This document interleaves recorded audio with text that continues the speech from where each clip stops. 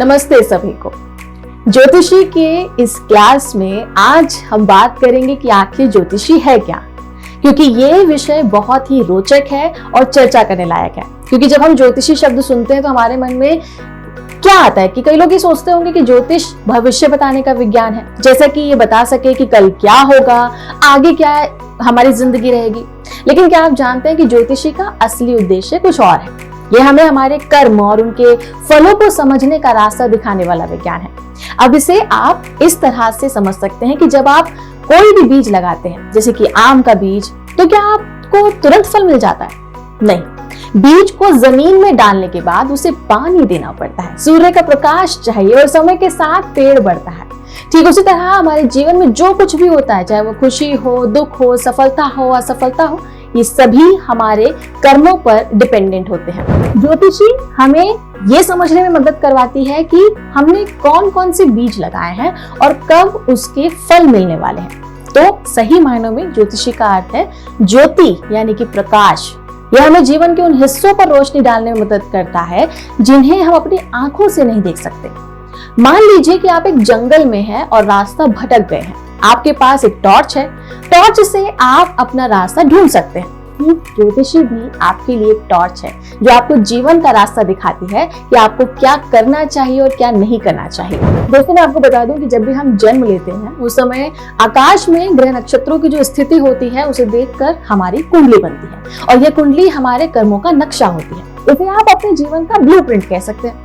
इसमें ही दिखाया जाता है कि हमारे पिछले कर्मों के आधार पर हमें इस जीवन में क्या मिलने वाला है।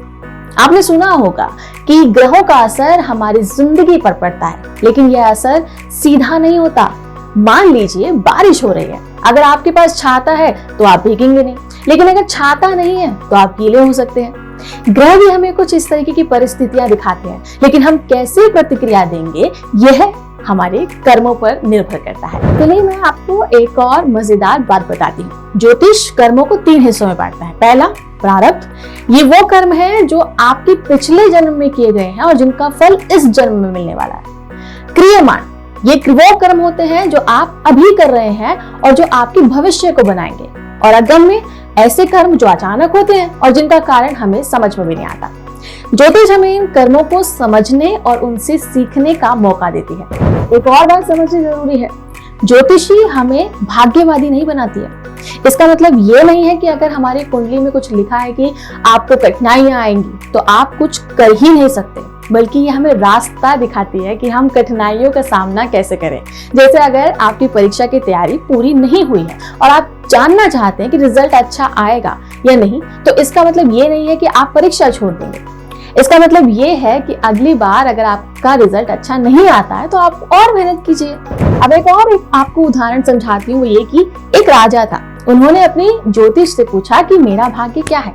ज्योतिष ने कहा कि आपका भाग्य आपके कर्मों में है, आप जो बीज बोएंगे वही काटेंगे। राजा ने मेहनत से अपने राज्य को संभाला और उसका राज्य बहुत समृद्ध हुआ। ज्योतिष ने उसे सिर्फ ये समझाया था कि मेहनत और सही कर्म ही उसका भाग्य बदल सकते हैं। अब बात करें अगर ग्रहों की दशा और सीख को लेकर, तो ज्योतिषी में ग्रहों की दशा और गोचर का बहुत ही महत्व होता है। अगर शनि की 7.5 चल रही है तो इसका मतलब ये नहीं है कि आपकी जिंदगी खराब ही हो जाएगी। इसका मतलब ये है कि आपको मेहनत करनी है, धैर्य रखना है और अपने जीवन को अनुशासित बनाना है। यह समय आत्मनिरीक्षण और सुधार का होता है। तो क्या आपने सोचा है कि सूरज, चांद, पृथ्वी सब एक साथ कैसे काम करते हैं? अगर सूरज ना होंगे तो हमारी फसलें नहीं उगेंगी। ज्योतिषी भी हमें ये समझने में मदद करती है कि हमारा जीवन प्रकृति के साथ जुड़ा हुआ है। यह हमें सिखाता है कि हमें अपने कर्मों से न केवल खुद का बल्कि और लोगों का, प्रकृति का भी ध्यान रखना है। तो कुल मिलाकर देखें तो ज्योतिषी हमें ये सिखाता है कि हमारा जीवन हमारे कर्मों का फल है।